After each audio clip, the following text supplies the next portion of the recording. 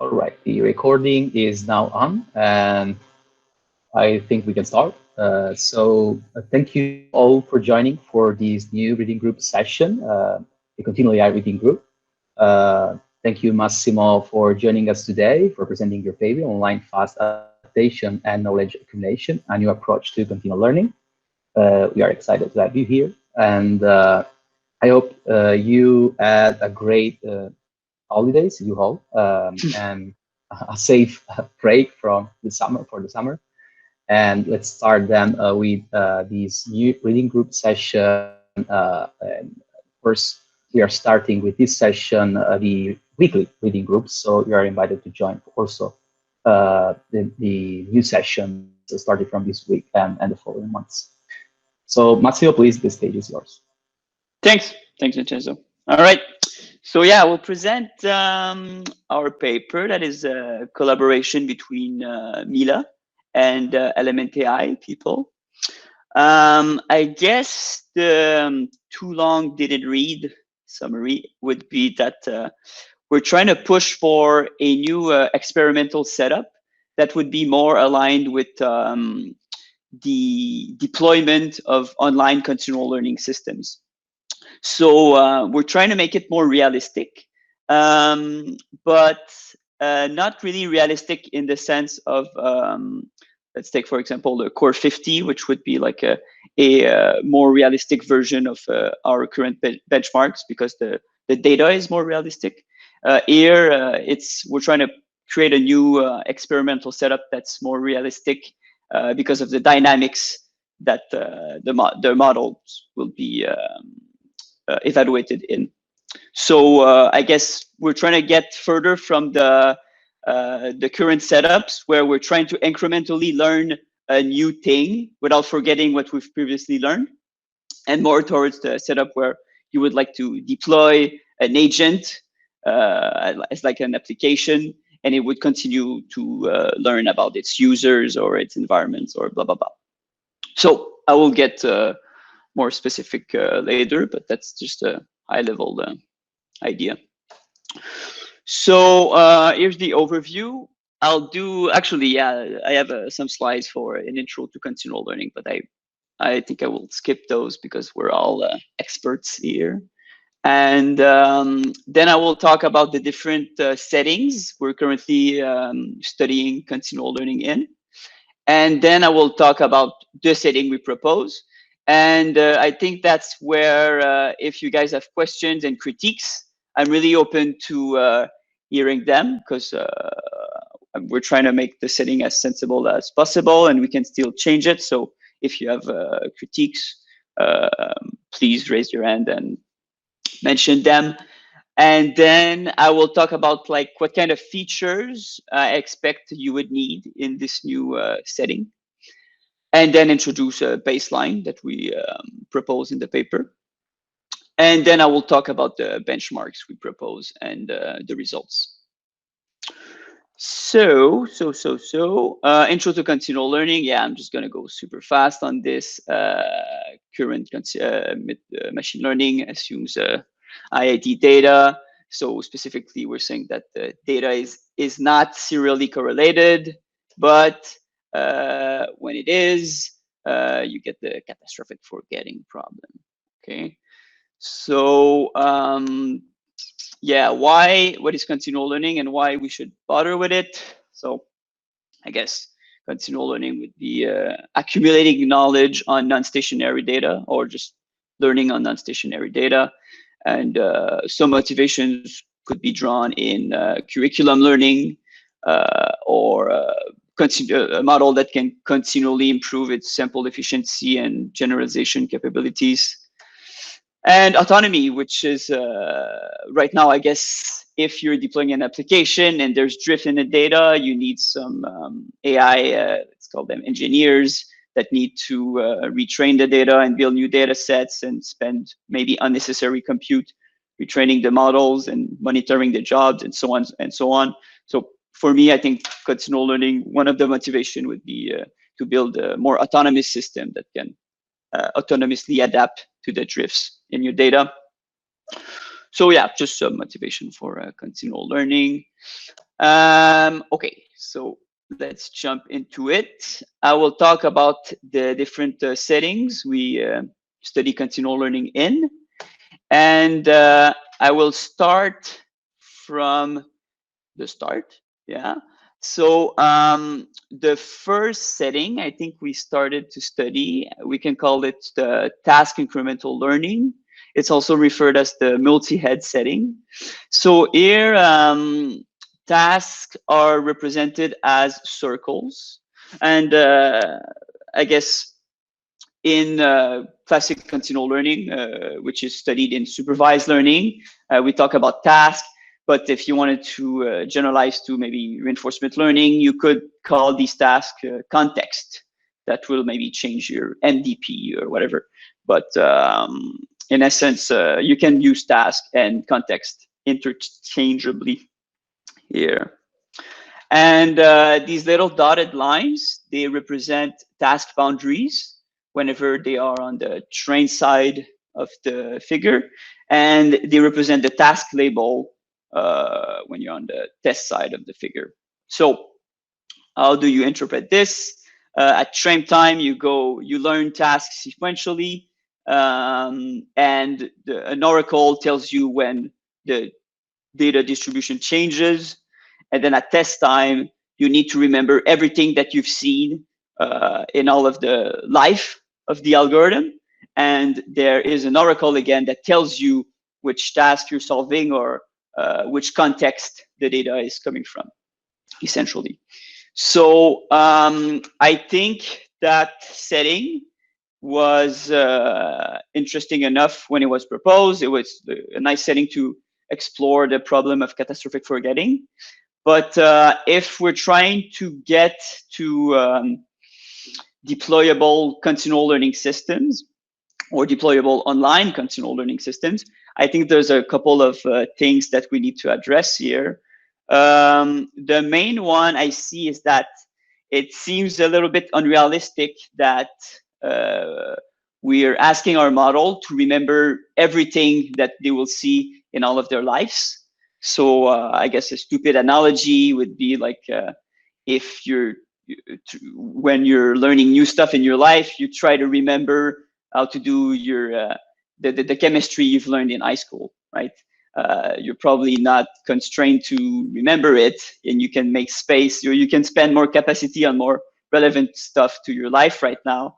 And we're sort of asking our models to remember all of the past, even if it's not coming up in the data anymore.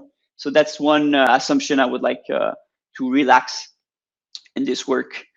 And the other assumption, I guess it's super obvious, the fact that we're giving the task boundaries and the test time labels to the models, that's not really autonomous.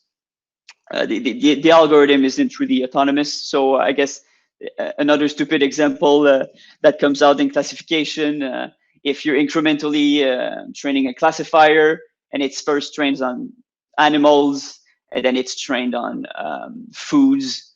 At test time in this setting, it would mean that whenever you feed a picture of an apple to your classifier, you would need an oracle to tell it, oh, this is a food, now classify it. So I think it's an assumption that we need to get rid of.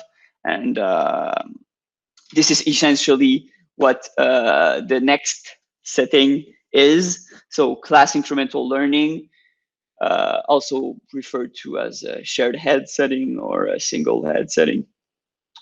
In this setting,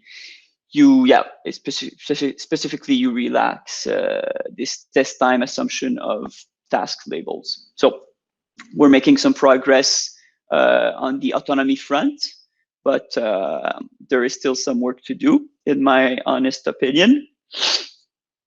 Then we get to the task agnostic setting, which the word is thrown a lot these days. I don't think there's a ground truth to what it means right now, but here I'm just saying we're removing the assumption that an oracle is giving us the task boundaries at train time. So again, making more progress on the autonomy front here. Then we'll go to meta-continual learning. So this was introduced, I guess, last year. It's a paper I really like, and but I really think there's a flaw. Yeah, I mean, I think it gives us a lot of good insights on continual learning methods, but the setting is not a setting we should do more experiments in, and I'm going to try to explain why. So how does it work, meta-continual learning? Essentially now, okay, so in meta-learning, you have like these episodes of tasks, and then you try to generalize to new tasks. So in essence, in meta-continual learning, an episode or a task is a full continual learning episode where you'll see multiple tasks sequentially, and then you need to remember all of the tasks that you've seen. So what they do is they take your omniglot data to create different sequences of tasks, and they will do like 1,000 or 10,000 training runs on full sequences of continual learning tasks. And then once the model has learned how to continually learn, then it will train on one task that is sort of like, they're not the same classes that were seen at train time, at the pre-train time, let's call it this way. And then it will have to learn that sequence of omniglot tasks and not forget them. And if you just look at the results, they're getting really incredible results when you just look at forgetting, right? But, and then, yeah, so the follow-up paper, in a presentation, one of the authors said, okay, catastrophic forgetting is solved because we're getting so little catastrophic forgetting on this sequence of omniglot tasks. But I was a little bit frustrated by that statement because in their setting, they get to pre-train continually on omniglot, and then at test time, they can essentially freeze the representation of the model and just learned a really long sequence of omniglot data because the representations are already good enough to classify the rest of omniglot, because omniglot is like easy whenever you can pre-train on omniglot, right? So I think this is why they're showing really impressive results on catastrophic forgetting. But for me, the fact that the representations are fixed at continual learning time, that indicates to me that the model is not really learning anything new. It's just learning to put labels on data that's already linearly separable. So for me, it's like it sidesteps the main goal of continual learning, which would be like methods that can learn new stuff on the fly, right? Not just maybe label some data that's already quote unquote learned. So hopefully that was a sort of a good explanation on why I don't like this setting. And in our method, we're trying to show that, well, you'll see later that these methods should fail if at test time you are actually exposed to data that's too different from the pre-training data. But yeah, I will get to that later. And then the last setting I'm going to mention is this faster remembering thing, which we can also call continual meta-learning. So in this setting, at train time, the model is exposed to a sequence of tasks, and the data is locally stationary. And the model doesn't have the task boundaries at train time. And essentially here, because you assume that the data is locally stationary, you can use the last time step data as a support set and treat the current data as a query set. And then you can do some, you can train, for example, MAML in a continual learning fashion. So this is why it's referred as continual meta-learning, because in the paper they mention a lot of the methods are pretty much a continual version of meta-learning algorithms. So here, why it's interesting is it's at test time, instead of having to remember all of the tasks that you've seen throughout all of your life, the model is allowed a little bit of support data to readapt itself to that current task before it needs to be queried on some held out data. So I guess if we go back to the little analogy with a human that learned chemistry when he was in high school, in this setting, you would be allowed like a cheat sheet to remember your chemistry stuff before being tested on it. So I think it's a little bit more realistic, and we're relaxing the assumption that models need to remember all of the past all of the time without any adaptation. So we're essentially going to build off of this framework here. And yeah, in the paper we propose like a unifying framework to like make sense of all of these different settings. I'm not going to walk you through the equations here, but because yeah, it's too much heavy on the notation. But if you're interested in continual learning or the space of learning paradigms, you can go in the paper and check that section out. Okay, so now I talk to you about the setting we propose. And please ask questions if it's unclear or if you have critiques. So here is what I think would be a hypothesized real life continual learning scenario. So you would be given some pre-training data. Okay, so maybe this is some. Maybe this could be ImageNet. I don't know if your application is computer vision, but you're giving some pre-training data, and there shouldn't be any constraint on what you can do on that data. So if you want to do IID training, then you should just go for it, because why not? IID training works really well, so why not use it? And then when you deploy your model, like I think the world will be something pretty messy.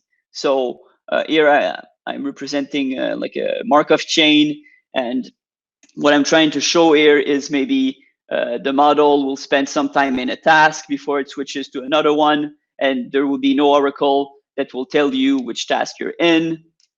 And specifically, there might be some out of distribution task that the model wasn't pre-trained on, and the model will need to learn these stuff on the fly and as fast as possible, because it's being deployed, and you don't want to spend an eternity learning this new data distribution. So let's take, for example, like a robot that would be deployed in a home to do some chores. Maybe at pre-training time, it learned how to do stuff in factory, but at test time, it needs to generalize to your home, and you don't want it to take 5 years to learn how to cook in your home. You would like it to be quick and make you supper as fast as possible, right? So yeah, so at test time or at deployment time or whatever, maybe you'll get a sequence like this, or maybe you'll get a sequence like this. So basically, I'm trying to say you don't know a priori what your agent or your model will encounter in its life. So you would like to build an algorithm that is robust to as much as like robust to a lot of these sequences that you don't know in advance. So I'm gonna try to walk you through all of the features of OSAKA. Okay, so in our setting, you're allowed some pre-training data, and you can do whatever you want to do with it. But compared to the meta-continual learning literature, at test time, there will be some out of distribution tasks that you're gonna have to learn on the fly, or put it another way, you're gonna need dynamic representations to essentially change your representation so that you can classify or adapt to these new data distribution.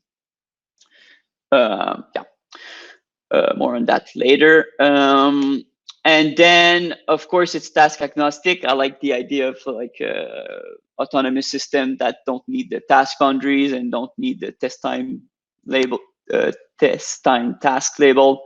So the setting is task agnostic. And then the kicker is that's the feature that is really like, I like it a lot, but sometimes it's hard to sell it. So if you have input on this, I'm super open. But we're in OSAKA, the target distribution changes depending on the context. So mathematically speaking, this is explained by the equation here. The target distribution is conditioned on a context that depends on time. And essentially some motivation could be, let's say you have a recommendation system that is trying to give you online recommendation of music or the next movie you should watch. Maybe your mood changes through time. So this target distribution that you're trying to model is sort of shifting, even if the input distribution, which is you, didn't change through like the model doesn't get the variables that inside your head, so it's hidden from him. So that would be sort of the context. So essentially, yeah, the recommendation system with users where the mood of users drift would be a use case where the target distribution change. I mean, anything that has in time series prediction, anytime you have different regimes in your time series data, there's no oracle that tells you if the regime of the, for example, market changed. It's something you need to get to learn from the data. And if you're, for example, an algorithm that's trying to trade on the market, you would need to adapt your modeling of the target distribution on the fly, given the regime of the market, for example. Some other example could be you're trying to play against an opponent and he's changing his strategy. So again, the context is hidden and it changes the target distribution. Or yeah, I guess that are some examples. Yep. And then yeah, controllable non-stationarity. So in in OSAKA, we're basically there's this Markov chain of tasks that the model needs to learn and adapt on the fly, and you can change a knob that controls the non-stationarity of the data. And the motivation is because maybe before you deploy a system, you don't know yet how non-stationary the data will be. So it's a good safety check if you can test your model in different non-stationary regimes, which is what we'll do later in the paper. And then, okay, and then there's, okay, maybe this is one that's the most exciting for me, but instead of looking at the final performance on all tasks that a model has seen, now we're going to try to maximize the online accuracy or the online performance of the model. So maybe the area under the curve of the performance throughout the life of the deployed system. So essentially, if you deploy a robot, you don't care about its asymptotic policy that it would have learned at the end of its life. You care about its online policies that's actually accumulating rewards with the clients or with the users, and not its final performance. So yeah, in OSAKA, what the metric we report is this cumulative performance of the agent inside this test time.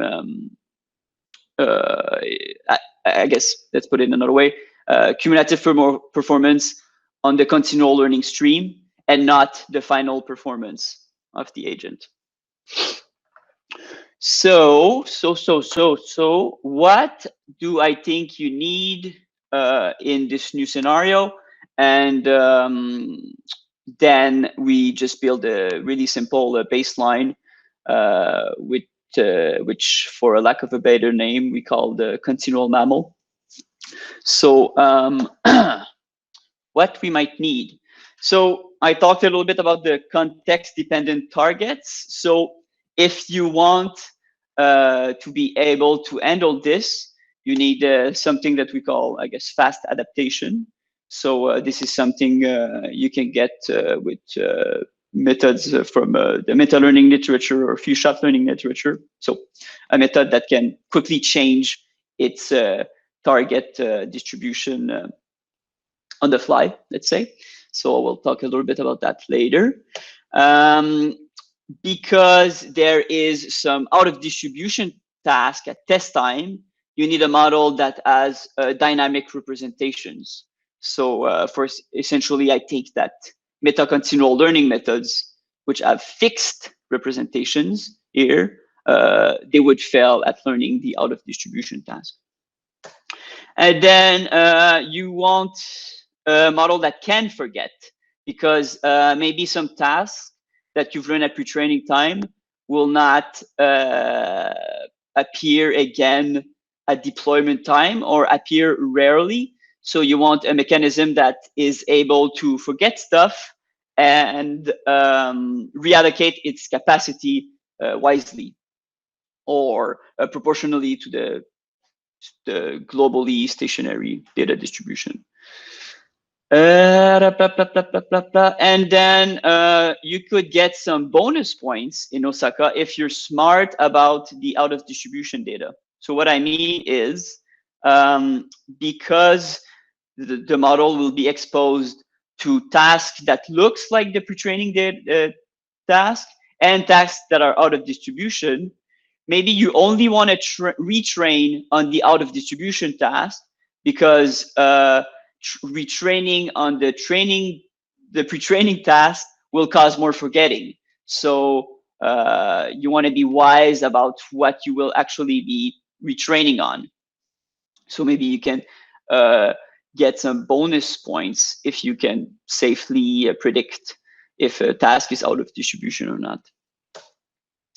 And then you could get maybe some more points by being smart about the fact that the data is locally stationary. So if if the model is doing a task for 2 days, maybe it wants to overfit as much as possible the current task, because to accumulate as much point as possible during these 2 days, right? So you would want a mechanism that is, if you want bonus points, maybe you want to leverage that about the OSAKA setting. So hopefully that was clear enough. And here is the baseline we propose. So because we need fast adaptation, as I said previously, we're going to build off of MAML. So I will try to explain MAML in one line for the people that don't know it. But essentially, you're trying to learn an initialization that will be close to the solutions of the task that you expose your model to at training time. And when I say close, I mean a few gradient step away from the solutions that you've seen on the task, on the training task that you were exposed to. Essentially, because the initialization is dependent on the solutions that you're going to find, and vice versa. There's like a codependency problem here. So you need like meta-learning methods or second order, no, just say bi-level optimization methods to solve that codependency problem. Yeah, okay. So that's essentially what MAML does. So we're going to try to take MAML and change it a little bit to make it better in the OSAKA setting. So essentially, here's what continual-MAML would look like as a cartoon. At pre-training time, you simply train MAML on the pre-training data that you're allowed. And then at test time, you just deploy the MAML initialization that will use the sequence of data to adapt to the current task. And specifically, whenever, so we have this little bonus mechanism that is really simple, but essentially what it's doing is if it's detecting an out of distribution task, it will re-update its initialization such that next time that it sees this task again, the initialization will be better at quickly adapting to that task again. So yeah, I'm keeping things a little bit high level here, but if you're curious, we can talk about it more at the end or offline or whatever. And then we have like this other little mechanism, which we call prolonged adaptation phase. And essentially, if the model, so we have a little task boundary detection mechanism. And if the model doesn't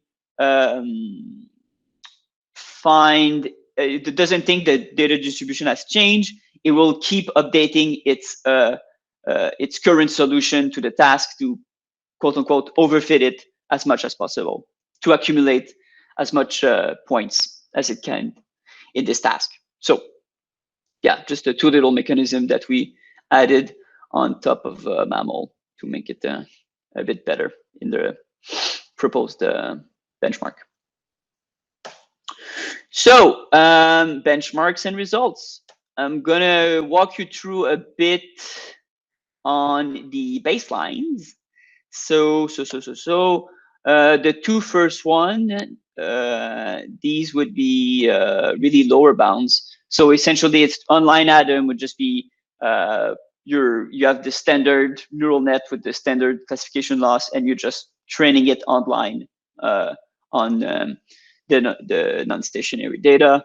There's no mechanism to alleviate catastrophic forgetting. There's no mechanism to alleviate fastly adapt to the data. And fine tuning is just the same, but you pre-train it on the pre-training data. Then we have a Bayesian gradient descent. BGD, essentially it just adds a Bayesian regularizer that keeps your weight from drifting too much. So essentially it's a catastrophic forgetting alleviating mechanism, and it works in the task agnostic setting. So this is sort of our baseline, like a standard continual learning baseline that can work in a task agnostic setting specifically. Then we have MAML and almost no inner loop. So basically these methods, they have this fast adaptation mechanism. So essentially these methods will tell us if at test time, they will never be retrained again. Okay, they will be the initialization of the model will be fixed throughout its life. So representations are fixed.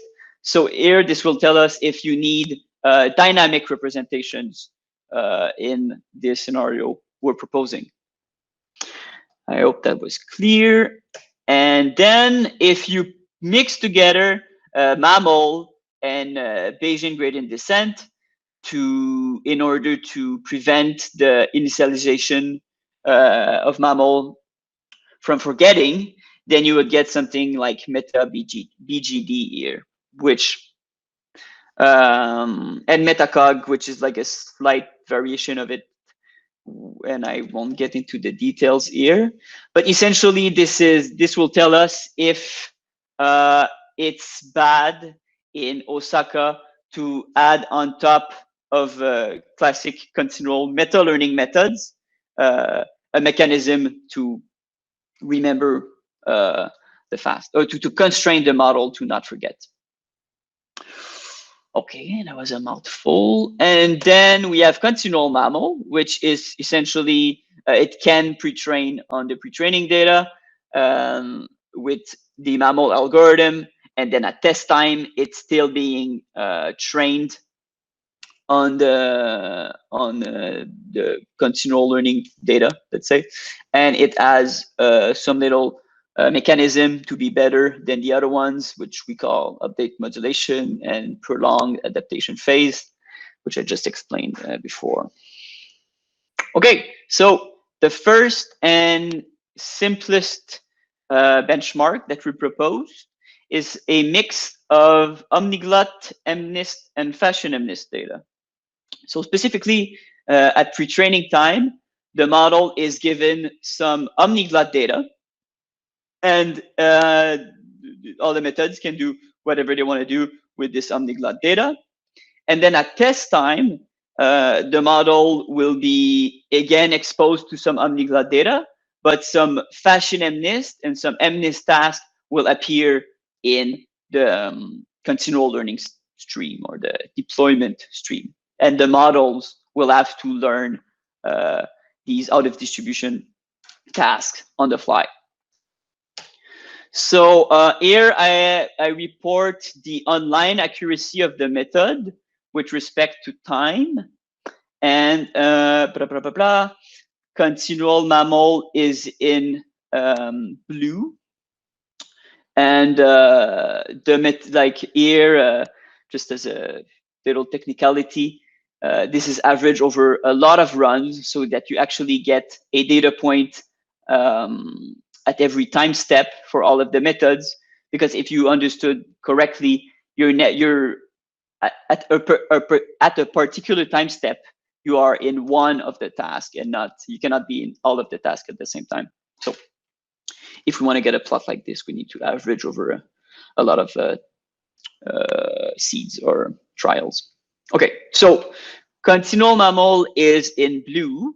And then if we first compare to the methods that don't have dynamic representations, so MAML and ANIL in brown and red, you can see that these methods on the on omniglot, they can still perform well, but on the MNIST and fashion MNIST data, as expected, their accuracy doesn't improve through time, and it stays relatively low compared to our baseline continual-MAML that is able to adapt its dynamic representation. So here, in hindsight, it's super evident, but you need dynamic representation to learn out of distribution tasks.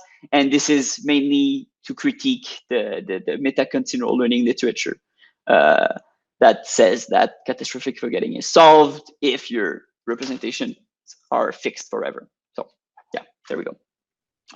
And then if we just take a quick look at, I guess, meta BDG, which is super close to continual-MAML.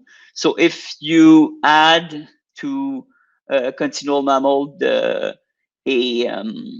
Bayesian gradient descent mechanism to restrain the initialization from moving too much, then the model is harder to optimize. It's trying to stay close to the omniglot, to the initialization that is good for omniglot, and it's not learning as well the new task, just like continual-MAML can. So yeah, I think because it's a pretty high-level talk, I won't go into more details because you might not have understood well all the baselines. But if you're curious or if you want to chat about the results, you can always ask me later. And then let's go to what I think is my favorite benchmark. So in this benchmark, which we call symbols, specifically, you get characters from different fonts and from different alphabets to classify. And then, so at pre-training time, you're getting these characters to classify, and you can pre-train on those. And then at test time, again, we have some data that is exactly like the one we've seen at pre-training time, but there will be 2 out of distribution tasks. So my favorite one here is that you will get a font classification task on the same data that you've seen at pre-training time. So here, the input distribution didn't shift at all. It's just that the target distribution shifted because we were previously classifying characters, and now on the fly, the model needs to classify the same data, but now with respect to its fonts. And then we also have another out of distribution task, which is a completely new alphabet, which I think is Korean. So yeah, in this benchmark, we have like 2 different out of distribution tasks, which I think are nice to explore. So yeah, here's the table. Don't try to parse this. I will try to walk you through it step by step. So continual-MAML compared to the lower bound baselines, which don't. Oh yeah, sorry. Just before that, all of the settings we study it at 2 levels of non-stationarity. So on the top here, you can see alpha equals 98% or alpha equals 90%. This is just the probability that you stay within the same task at from a time step to the other. So at 0.98, you're staying a longer amount of time in the same task. So the results are normally better. Okay, so continual-MAML, when you compare it to the methods that don't have any fast adaptation mechanism, you can easily get a lot of points by adding this fast adaptation thing, especially in the scenario where the task distribution changes a lot. So the right part of the table. So here you can see that the results, this is like a 4-way classification. So the online Adam and the fine tuning, they're basically, the task is so hard for them because it's the non-stationarity that they're almost collapsed to random. So you need fast adaptation in OSAKA. Next, yeah, so if you don't have fixed representations, if you have fixed representations, so MAML and ANIL, and all of meta-continual learning, what will happen when you see this new alphabet task and the font classification task? Well, without any surprise, the models cannot handle well these out of distribution tasks, and MAML, with its dynamic representation, is able to learn them on the fly. So this is like you can see a big gap on the font classification task. So boost of almost 30%. This is, I think it is super interesting because essentially the input distribution is the same. It's just that we've changed the target distribution. So you could think that the representation would be good enough for that, but essentially they are not. And you need to adapt your representations even if the input distribution didn't shift at all. So I think that's a cool result. And then, yeah, if you do our little tricks, like only try to train on the out of distribution data, and this little prolonged adaptation phase, which like tries to overfit as much as possible the current task, then you can get more points in both settings. So I think that's pretty cool. And then we have a last benchmark, which would be, I guess we're using a tiered ImageNet here, which is a version of ImageNet that has out of distribution data at test time. So one example could be pre-training time. You remove all of the classes where there's animals, and then you test your few shot learning algorithms on their ability to learn these new tasks with animals in them. So basically, we took this data set and we created another benchmark that might be more realistic, because the images are more photorealistic in this benchmark. So essentially, you're allowed some pre-training data, and here it's the same. At test time, you'll be exposed to I guess we have 3 columns here, just to explain to you quickly. Train, test, and OOD would be train are coming from the same distribution as pre-training. Test is just more held out data from the same distribution. And then OOD would be, for example, the animals that the model was not exposed to at pre-training time. Okay, so essentially now there's just one column that represents out of distribution task here. That's what I wanted to say. So I'm gonna go quickly on this. Blah, blah, blah. What is this?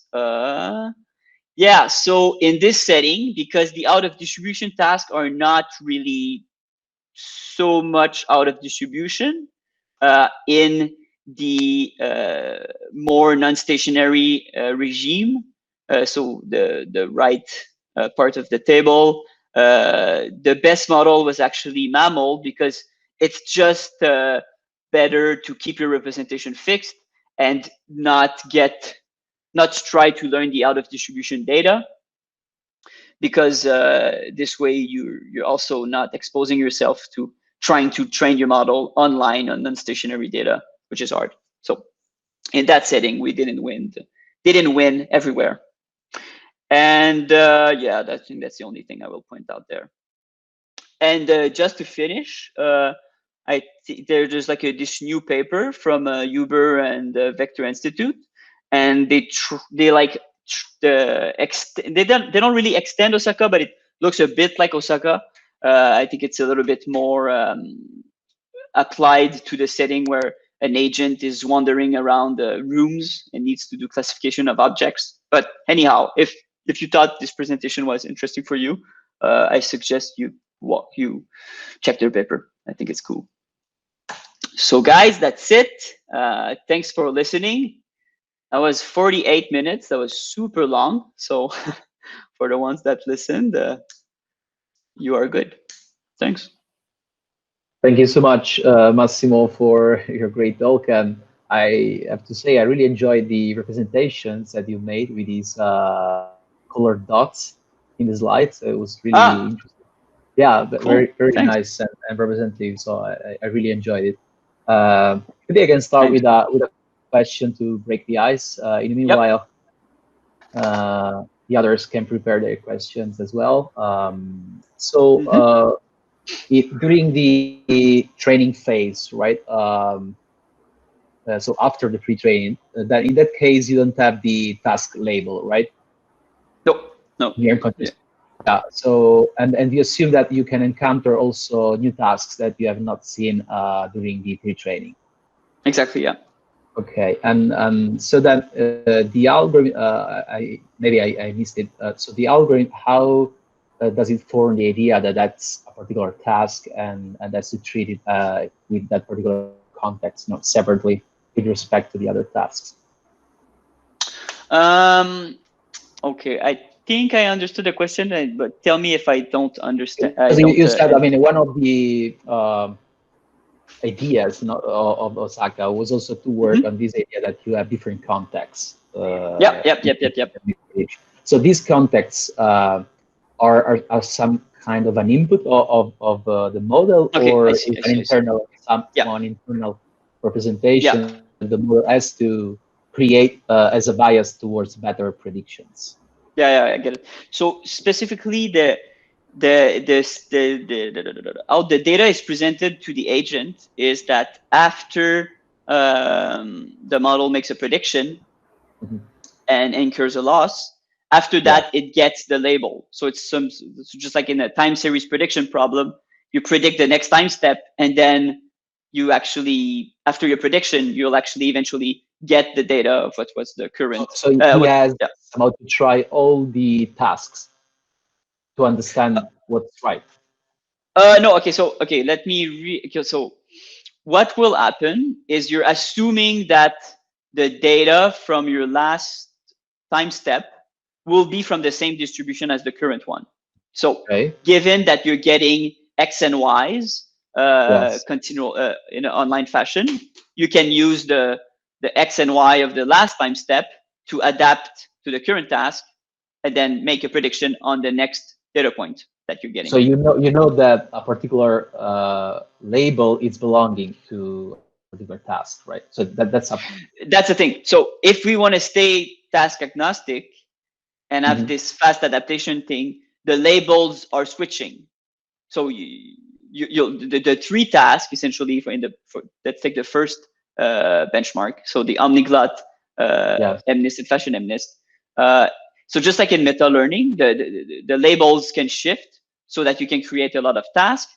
But so whenever the task will change, the model will fail its first prediction because it's assuming that Okay. it's coming from the task from the Right. Right. previous Okay. task.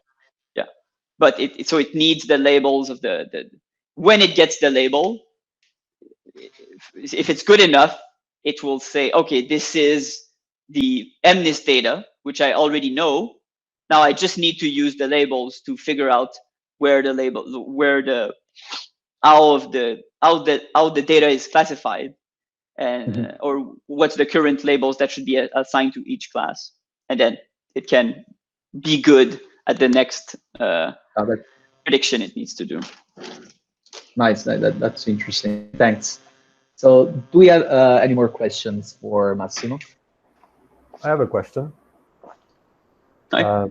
So I was surprised to see in your results that meta BGD and meta cog Mm-hmm. were actually underperform, or they were not overperforming MAML. And in fact, in one chart you showed their performance over time actually degraded. So are we to understand that those methods don't actually work since they're not learning new things apparently? So yeah. So are you aware of the paper that I read the proposes? paper, yeah. Okay, nice. So it's really a paper I like a lot, and in their setting, it works well when the tasks are coming from one distribution. So Okay. so if you're only seeing omniglot task, then it could be good to add this mechanism on top of your initialization to drift too much. But in our setting, because of these new out of distribution tasks, this mechanism, which is actually super computationally expensive, Okay. keeps your representation from moving around too much, and this is hindering your ability to learn these new distributions. Okay. Yeah, yeah. So And I guess I wouldn't say these methods are bad. I just think if in a deployment, if you wanted to build an algorithm that's deployment ready and you expect that your model will be exposed to new tasks outside of the pre-training data, maybe you would want to remove that mechanism, because having fast weight and slow weights, which you get from MAML, already remove some catastrophic forgetting. okay. And also, from my reading, I guess I misunderstood the difference between CML and MCL. So, Yep. from what you're saying, actually, MCL and CML are just different learning settings in the same way that Yep. OSAKA is a setting. They're not, Yep. they're not classes of implementations or ways of implementing. They're really the setting itself, right? I mean, that's the way I present it. Okay. But you could say that they are also methods. Like meta-continual learning is really like applying meta-continual learning on episodes, which consist of continual learning tasks. So I presented them as settings, but essentially they are also methods. It's tricky. It's tricky. Okay. Yeah. All right. Thank you. Thanks. All right, any more questions? I have one. Hi. Hello, thank you for the talk. And so as far as I understood, when you encounter OOD tasks, what you do is to perform, let's say, another step of meta-learning, right? So Exactly. because these OOD tasks may position your parameters in a space which is too far from all the other tasks. Yep. So this step of meta-learning, first, how much time, more or less, do you spend on meta-learning? Is meta-learning fast in this phase? Because at this stage you are in production, basically. Mm-hmm. So I guess that even if I encounter an OOD task, I should be quick to adapt to the new task.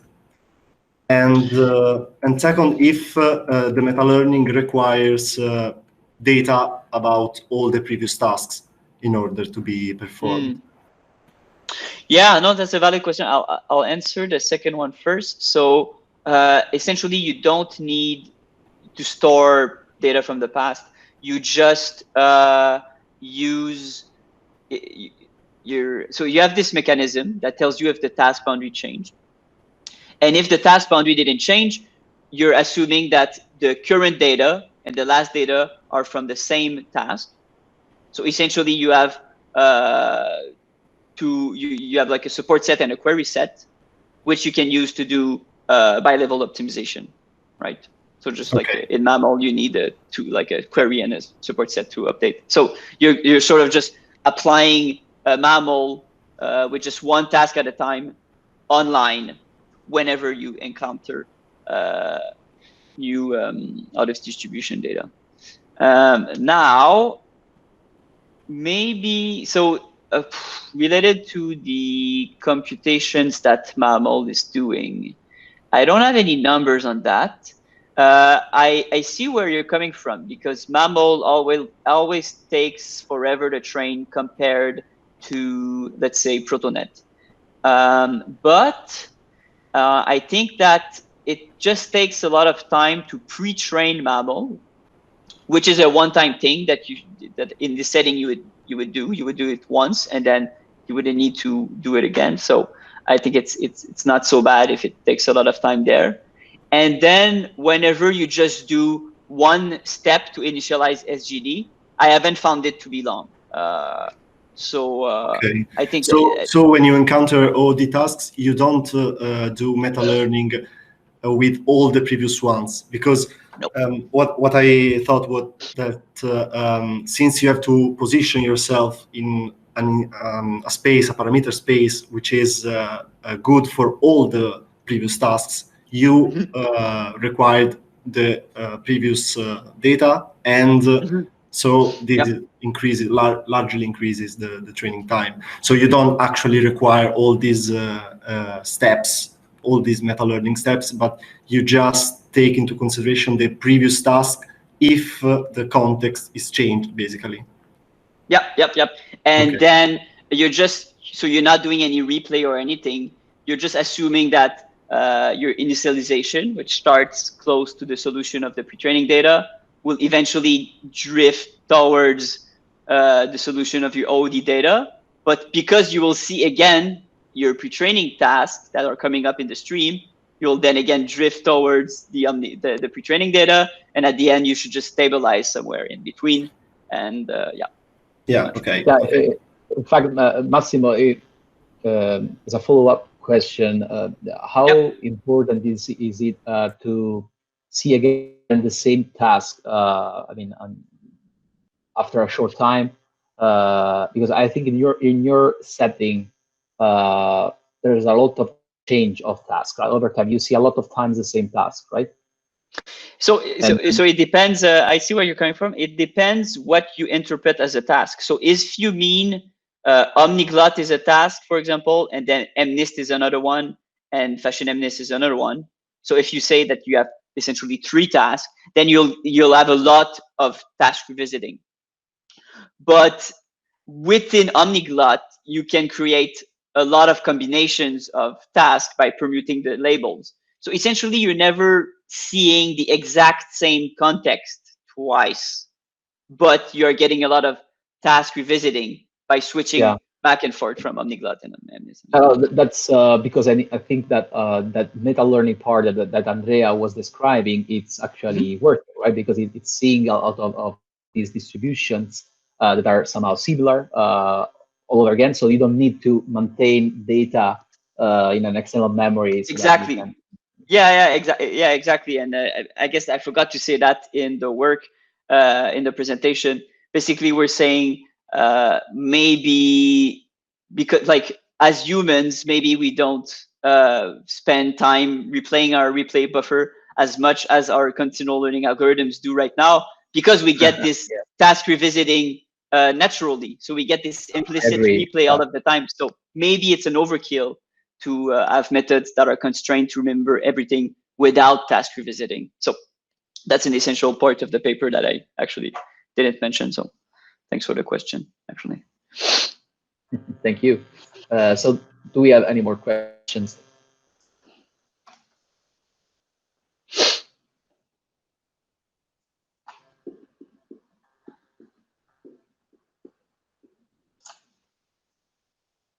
All right, I guess there are no more. So thank you again, Massimo, for joining us today. And I'll hope to see you the next Friday for the next reading group session. Yeah, sure. Do you want to mention the other paper quickly? Oh, for next week? Yeah, right, because we fixed that. So for the next week, do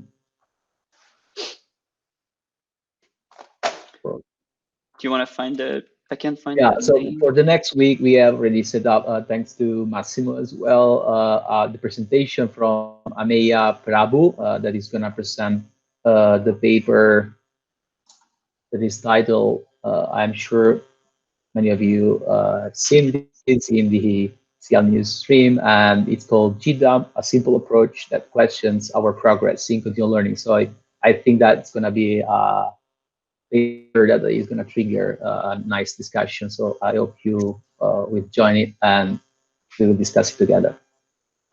Thank you again for joining. See you soon. See ya.